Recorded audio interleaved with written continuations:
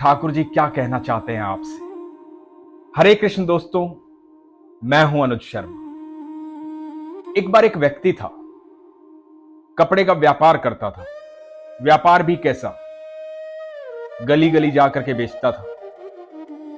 छोटा सा व्यापार था। व्यापार तो व्यापार होता है, लेन देन का धंधा होता है, चाहे वो छोटा हो चाहे बड़ा हो।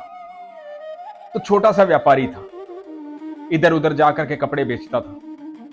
लेकिन एक नियम उनकी जिंदगी में पक्का था, चाहे दुनिया इधर से उधर हो जाए। रोज सुबह ठाकुर जी के मंदिर जाता, मंदिर जाकर के वहां झाड़ू पोछा करता, भगवान से प्रार्थना करता और भगवान से कहता कि प्रभु, मेरे जीवन में सबसे ज्यादा कमी जिस चीज की है ना, वो है पैसा। मैं बहुत मेहनत करता हूं, गली मोहल्लों में जाकर के कपड़े बेचता हूं, बहुत मेहनत करता हूं जो मैं कर सकता हूं, लेकिन पैसा नहीं मिलता। पैसे से ही सब कुछ चलता है। जीवन में बहुत सारी जिम्मेदारियां हैं, इसलिए पैसा चाहिए। मुझ पर कृपा करो प्रभु, मेरी मदद करो प्रभु, मुझे पैसा दो प्रभु। ठाकुर जी वैसे ही मंदिर में मुस्कुराते रहते जैसे मुस्कुराते थे। धीरे धीरे उसके जीवन में तरक्की होने लगी, पैसा आने लगा। अब गली मोहल्ले में नहीं जाता था, एक छोटी सी दुकान हो गई, दुकान से बड़ी दुकान हो गई, व्यापार बड़ा हो गया, थोक विक्रेता हो गया कपड़े का। दूर दराज तक उसके कपड़े जाने लगे, खूब पैसा हो गया। लगातार तरक्की हो रही थी, लगातार तरक्की हो रही थी। सब कुछ मिल रहा था, लेकिन एक चीज छूट रही थी। अब इसके पास समय नहीं था मंदिर में झाड़ू पोछा करने का। कई बार इसको यह भी महसूस होता था कि यार अब इतना बड़ा आदमी हो गया है, तो अब मंदिर में जाकर झाड़ू पोछा करेगा, अब ये काम करेगा। ये अलग ही बात जन्म ले चुकी थी। तरक्की तो हो रही थी लगातार, कहीं भी कोई कमी नहीं थी। इतने दिन ठाकुर जी की सेवा की थी, और ठाकुर जी किसी का बकाया रखते नहीं है। ठाकुर जी इतना प्यार करते हैं, बिना मांगे इतना कुछ देते हैं, और जब आप मांग लेते हैं तो फिर आपको देंगे क्यों नहीं। तो बहुत कुछ दिया इसे। बेटी की शादी हो गई, बच्चों की शादी हो गई, उम्र बढ़ने लगी, पत्नी दुनिया छोड़ करके चली गई बैकुंठ धाम। बच्चों ने जीवन भर पैसा देखा था, क्योंकि संघर्ष तो इसने किया था, पैसा तो इसने कमाया था। ठाकुर जी का अनन्य भक्त था, इसलिए जीवन बड़ा सुखमय कटा। लेकिन बच्चे बड़े होने लगे, खुद की आदतें बिगड़ी, खुद मंदिर नहीं जाता था तो बच्चे कहां से मंदिर में जाते, बच्चों को वो संस्कार कैसे मिलते। इच्छाएं सारी पूरी हो गई थी, तो ठाकुर जी के मंदिर क्या करोगे जाकर के, क्यों जाओगे ठाकुर जी के मंदिर, क्योंकि दुख होगा तभी जाओगे ना। तो अब दुख तो था ही नहीं। लेकिन वो ईश्वर है जिसे प्यार करता है, अपने पास बुला लेता है, जैसे चाहता है वैसे बुला लेता है। जीवन में सब कुछ था, पैसा था, नाम था, शोहरत थी, गाड़ी थी, दौलत थी, सब कुछ था। ऐसा नहीं था कि किसी चीज की कमी थी या बच्चों ने अलग कर दिया था। सब कुछ था, लेकिन एक चीज नहीं थी, और वो थी मन की शांति। अब मन की शांति मिले कहां। याद आए वो दिन जब संघर्ष करता था, मंदिर जाता था, झाड़ू पोछा करता था। फिर पहुंचा ठाकुर जी के द्वारे, सुबह सुबह झाड़ू उठाई, झाड़ू की, पोछा उठाया, मंदिर के प्रांगण में पोछा मारा, भगवान को देखा, आंखों से आंसू बह रहे थे। बरसों बाद भगवान के सामने गया था, सालों बाद भगवान को देखा था। वही मंदिर, वही जगह। इतने साल बीत गए, जीवन बदल गया।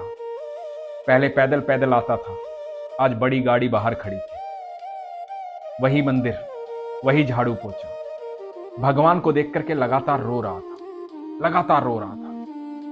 भगवान अपने भक्त को बहुत प्यार करते हैं। भगवान ने उसके इस प्रेम को देख करके साक्षात दर्शन किए। भगवान तो पल भर में सारी गलतियों को क्षमा कर देते हैं। भगवान बोले कि अब क्यों आया है, अब तो सब कुछ है तेरे पास। जो तूने मांगा था वो सब तो दिया मैंने। तूने जो जो कहा मैंने वो सब किया। तूने कहा बहुत पैसा चाहिए, बड़ा घर चाहिए, बड़ी गाड़ी चाहिए, बड़ा बंगला चाहिए, बेटी की शादी हो जाए, बेटे सेटल्ड हो जाए। अब क्या दिक्कत हो गई जो इतने सालों बाद आया है, क्या परेशानी हो गई। ये व्यक्ति रो पड़ा, बोला प्रभु आपने सब कुछ दिया, इसमें कोई शंका नहीं। मैं ही पापी था, मैं ही गुनहगार था। जब सब कुछ मिल गया तो मैं आपको भूल गया, मैं आपके पास नहीं आया। ठाकुर जी बोले कोई बात नहीं, तूने इतनी सेवा की है मेरी, इतना पास रहा है मेरे, इतना प्रेम दिया है मुझे, तो तुझे क्या लगता है कि मैं तुझसे नाराज हूं? मैं बिल्कुल नाराज नहीं। दिक्कत बता, क्या दिक्कत है? तो इस व्यक्ति ने कहा कि मन की शांति नहीं है। तो ठाकुर जी ने कहा, तूने मांगा कब मुझसे ये? तू मांगता तो मैं तुझे ये भी दे देता। तूने तो सारी भौतिक चीजें मांगी। तूने तो पैसा मांगा, दौलत मांगी, शोहरत मांगी, इज्जत मांगी, दौलत मांगी, वो सब दिया ना मैंने तुम्हें। तूने कभी नहीं कहा कि मुझे मन की शांति चाहिए, मन का सुख चाहिए। एक बार मांग के देखता तो मैं दे देता। और लोग यही गलती करते हैं कि मेरे पास जब आते हैं तो सब कुछ मांगते हैं, सारी जरूरतें पूरी करना चाहते हैं, कोई मन की शांति नहीं मांगता। जब मन की शांति पहले ही मांग लेगा तो बाकी चीजों की जरूरत क्या है? वो सारी सुविधाएं तो मैं तुम्हें दूंगा जिससे तुम्हारे मन की शांति रहे।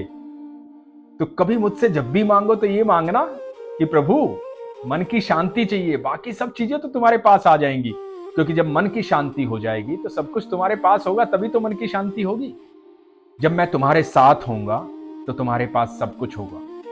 भगवान श्री कृष्ण ने गीता में कहा है, तुम जो कुछ मांगोगे मैं तुम्हें दे दूंगा, लेकिन इससे तुम मुझे नहीं पा पाओगे। लेकिन जब तुम मुझे मांगोगे तो सब कुछ तुम्हारा होगा। दोस्तों, आप विश्वास रखते हैं, प्रार्थना करते हैं, मंदिर जाते हैं, जब दुख होता है तब जाते हैं, तब प्रार्थना करते हैं। मैं सच बताऊं, दुख बड़ी कमाल की चीज है। जब भी आता है ईश्वर को अपने साथ लेकर आता है। और वो इतना भोला भाला होता है दुख, उसे ये पता नहीं होता कि वो ईश्वर को साथ लेके आ रहा है कि खुद खत्म हो जाएगा। क्योंकि जहां ईश्वर होते हैं वहां दुख कभी नहीं होता है। आज के बाद जब भी जाओ ईश्वर के पास, जब भी उनसे बात करो, जब भी उनसे मिलो, बाकी सब चीजें तो आपके पास वैसे ही आ जाएंगी। मन की शांति मांगना, क्योंकि सच बता रहा हूं, सबके पास सब कुछ है लेकिन मन की शांति नहीं है। आज के बाद ईश्वर से जब भी मांगो तो सिर्फ बोलना, प्रभु मुझे मन की शांति दो, मुझे मन की शांति चाहिए। वही सबसे बड़ा सुख है। और जिसके पास कृष्ण होते हैं उसके पास मन की शांति होती है। इसलिए हमेशा कहता हूं, अपने विश्वास को मजबूत रखो, अपना ख्याल रखो। हरे कृष्ण।